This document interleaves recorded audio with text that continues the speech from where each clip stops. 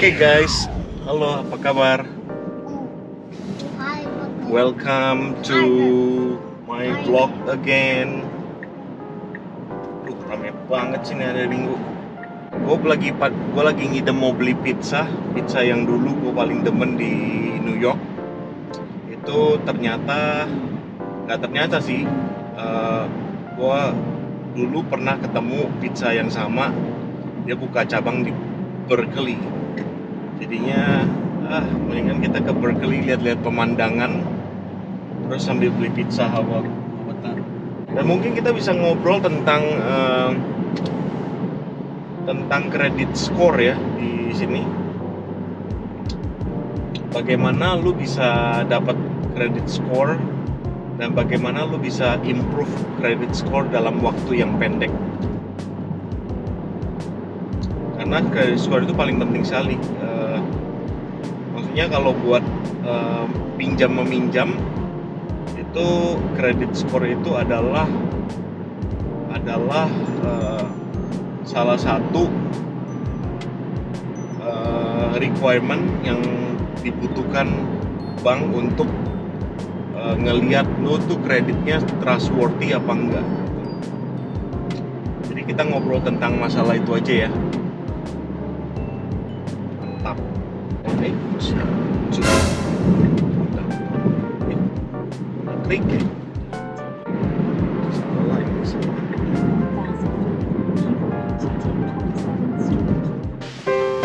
Ternyata dia nggak buka, saudara-saudara.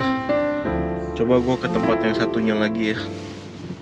Yaudah, kita ngobrol tentang credit score. Pertama-tama, credit score itu pertama-tama tuh credit score tuh kalau lu dapet credit card. Credit score itu build up dari kalau nggak salah tuh 350 sampai 850. 850 udah paling top deh. Itu untuk orang-orang yang high income, ya kan, yang dia dipinjemin sama banknya. Jadi waktu lu pertama kali dapet itu mungkin credit score lu sekitar 700-an. 700-an itu udah standar. Itu standarnya tuh lu nggak punya masalah dengan kredit gitu loh. Jadi you are about to build up your credit score, oke? Jadi bagaimana caranya lu bikin cepet gitu loh credit score waktu dari lu sebelum dapat ke Social Security. Waktu itu sih gue caranya waktu tahun pertama gue langsung bikin namanya Secure Credit Card. Secure Credit Card itu lu ngasih duit ke bank. Misalnya lu buka bank Citibank, Bank of America atau JP Morgan Chase atau apa gitu, Wells Fargo gitu ya. Itu lu bilang sama dia, hey, I'm a student, I need to open a secure credit card just to help me to build my credit score. Ada gitu, nanti lu maunya berapa, lu mau naruhnya, taruh jaminan lu misalnya 1.000 gitu. Nanti lu dikasih credit card, tapi credit cardnya itu cuman ada lainnya 1.000. Nah nanti dalam waktu beberapa bulan atau sampai setahun gitu, kayaknya setahun deh, nanti setahun kemudian anniversary, duit lu dibalikin $1.000 dan lu dapat tuh full credit card.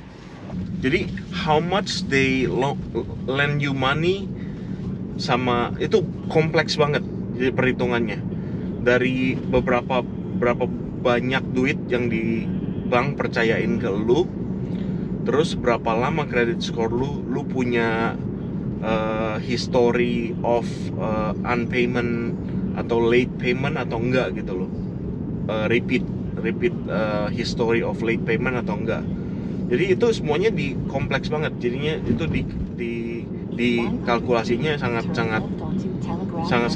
komplikasi sekali.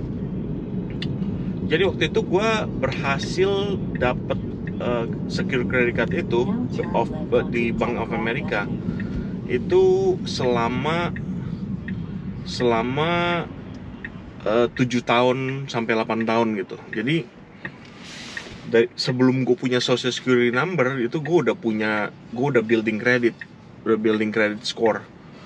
Terus pas lagi gue udah dapat social security, gue tinggal report social security.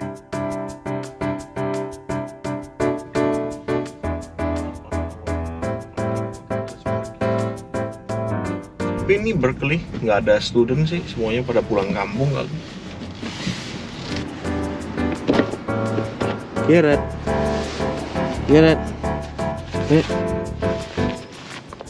wake up, Garrett. Si ngantuk nih orang.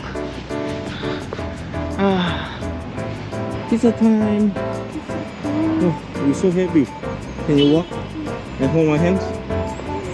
Yeah. Yeah.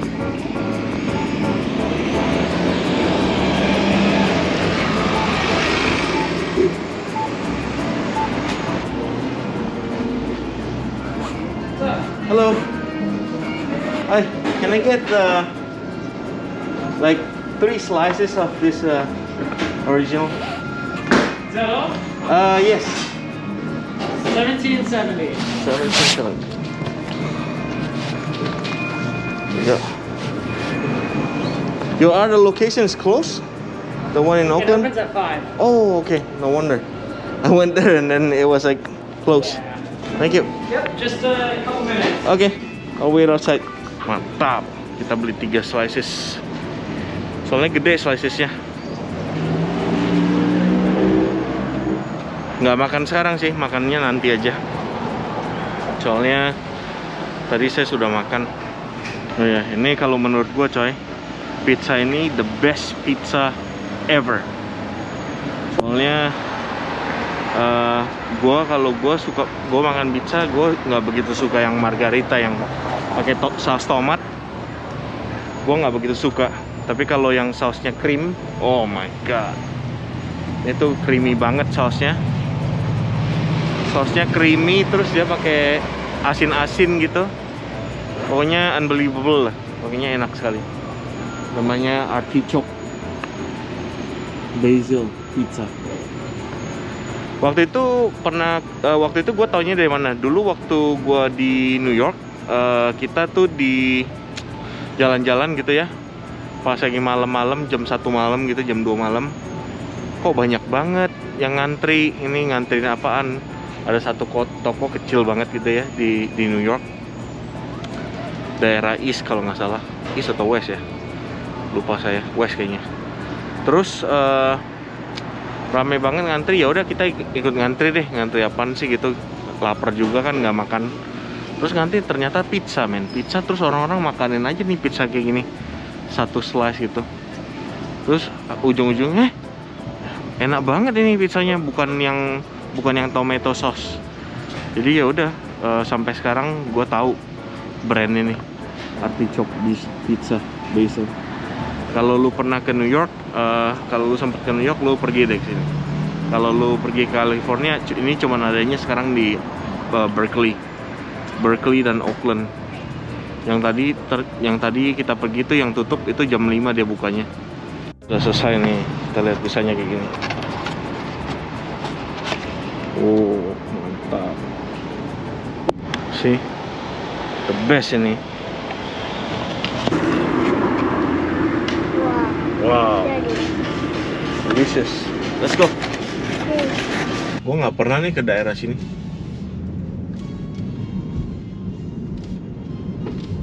Namanya juga jalan-jalan ya. Jadi kita muter-muter aja coy. One second. There's a car. Can you hold this for a moment? Hold this one, please. Hold this one, please. Haha. There's a camera there. The baby shark. Yeah, camera facing. Baby shark.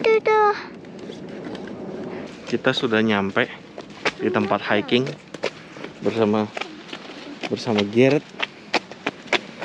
Jadi ya, ini nggak tahu namanya kok Inspiration Point. Kita nggak bawa pizza soalnya. Kayaknya ini tempatnya more kayak hiking trail. Jadi mendingan kita hiking aja. Terus kita udah makan kan.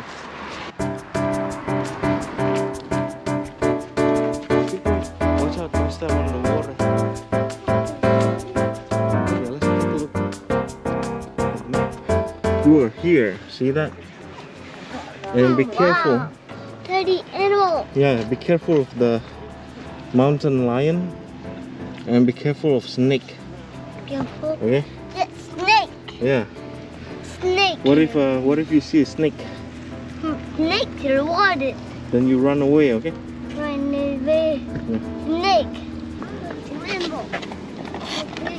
Here, wash your hands. Two animal. Wash your hands, yeah. With that, 1, 2, yeah. Wash. Wash your hands. Like this. Yeah. Yeah, good.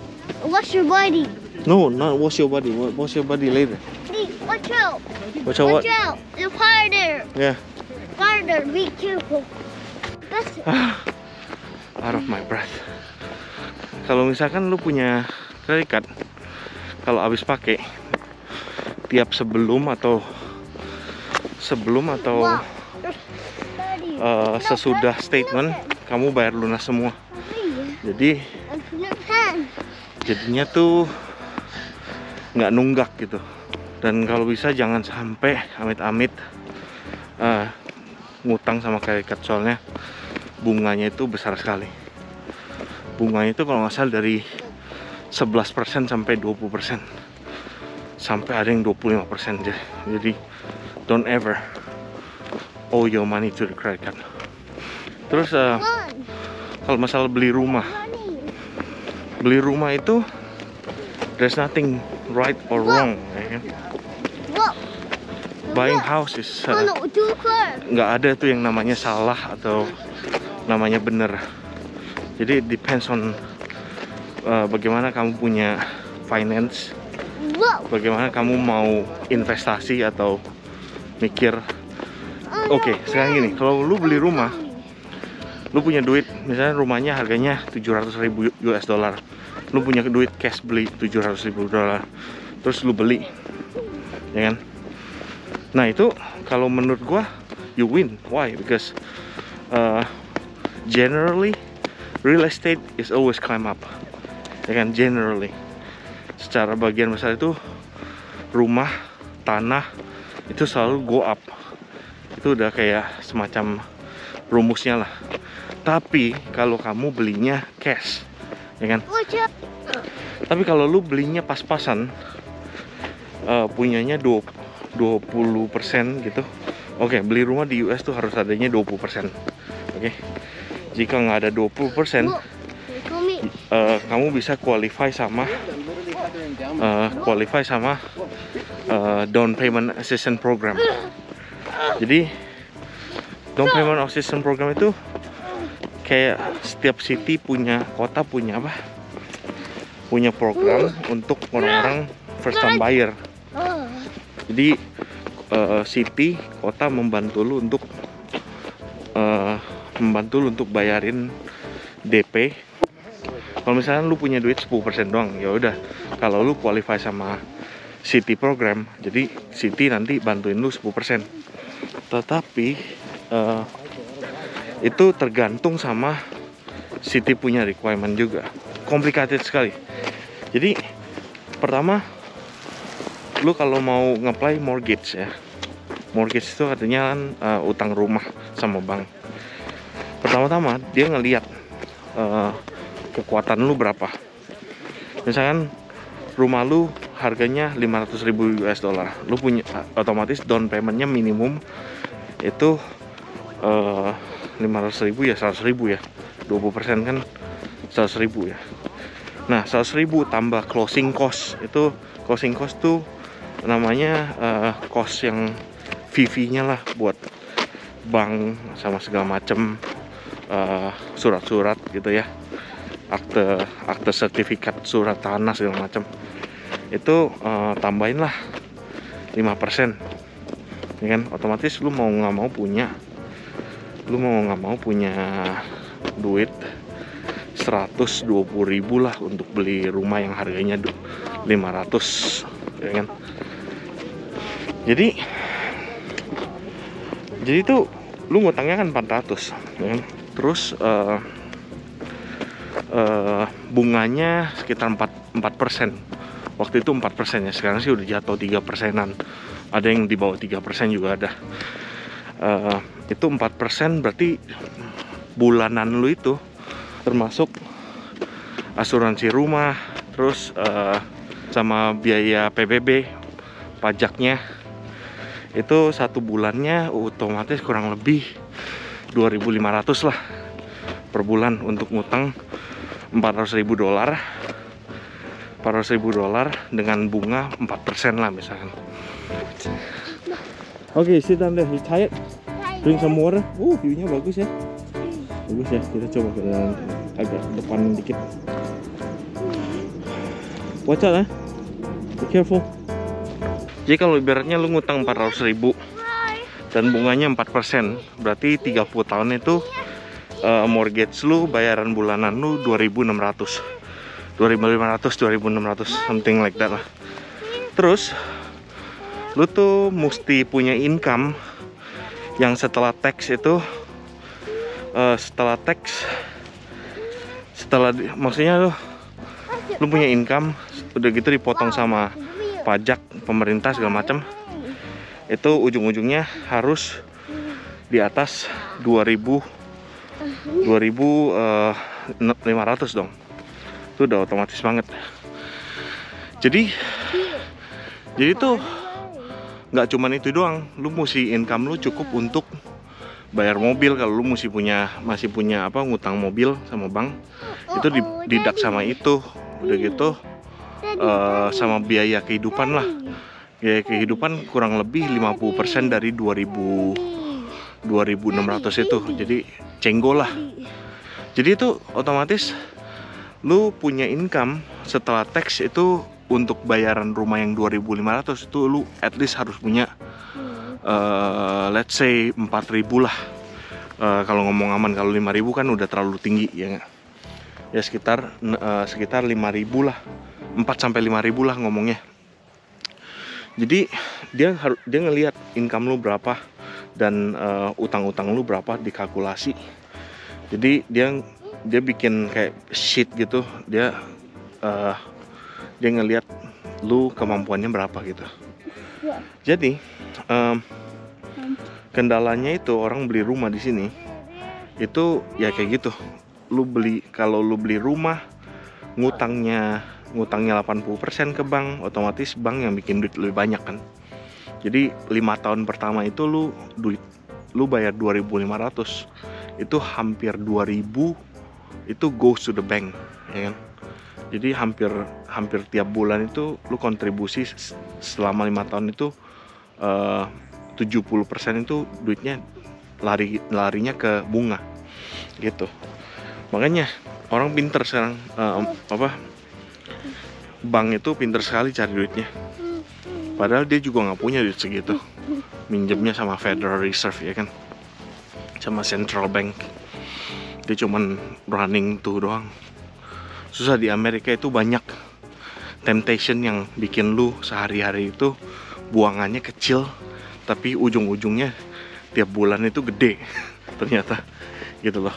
Jadi ibaratnya kalau misalnya lu sering ke Starbucks, every day you drink Starbucks, one day 2 cups of Starbucks, that easily cost you $10, right? That easily cost you $10. $10 times 30, okay, don't say 30. Kalau ada weekend kan berarti lu cuman spending about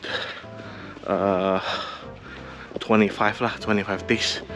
Itu 1 bulan udah $250 ya kan, cuman buat Starbucks. Wow, 30 backwards.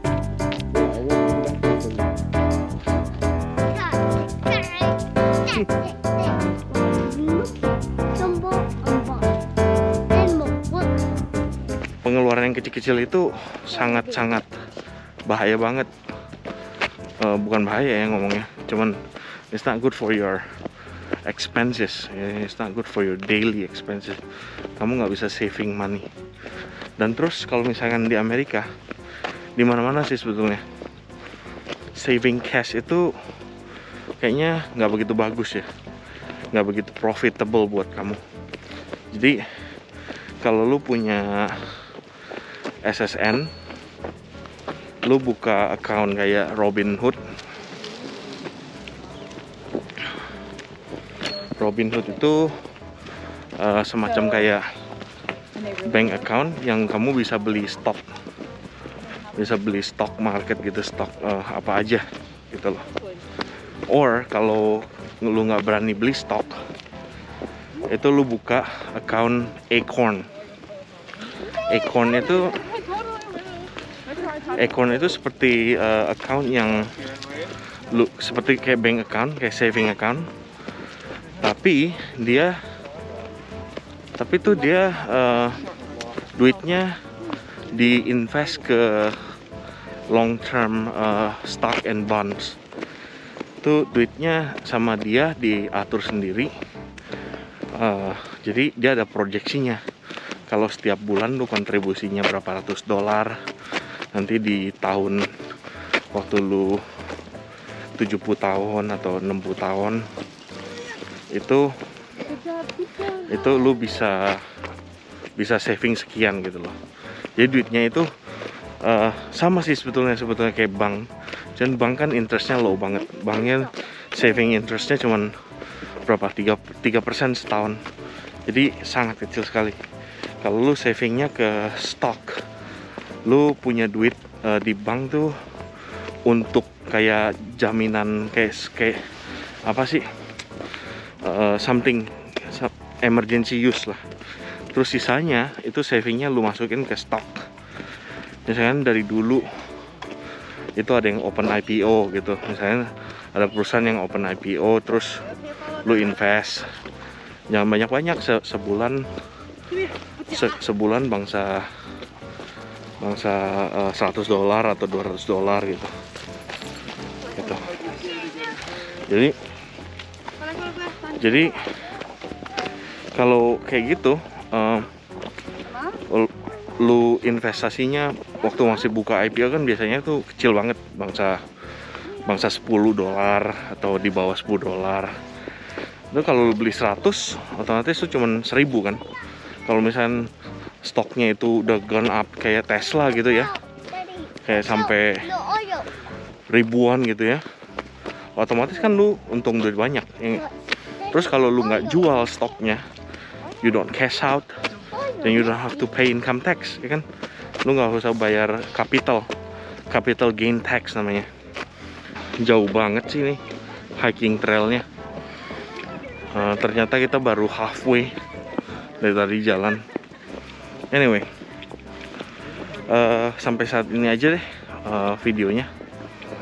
Kalau misalkan ada pertanyaan tentang finance, personally gue bukan orang finance pertama. Cuman I learned throughout I'm living for the past like 13 years in America. I learned a lot of things. Ya kan? Mostly belajarnya dari pengalaman buruk. Jadi kalau misalnya ada pertanyaan dan pertanyaannya itu somewhat link ke gue, otomatis gue bisa jawab, ya kan? Thank you so much for watching. Jangan lupa subscribe. Tahun 2021 ini gue pengen bikin sesuatu yang agak sedikit exciting gitu. Kayak biasalah, kayak YouTuber yang lain ada pemilihan dan ada price-nya gitu. Nanti gue kasih tahu lebih jelas lah. Oke? Tapi sampai saat ini aja dulu. Oke guys, kalau lu suka videonya, thumbs up, share and like, oke? Bye bye.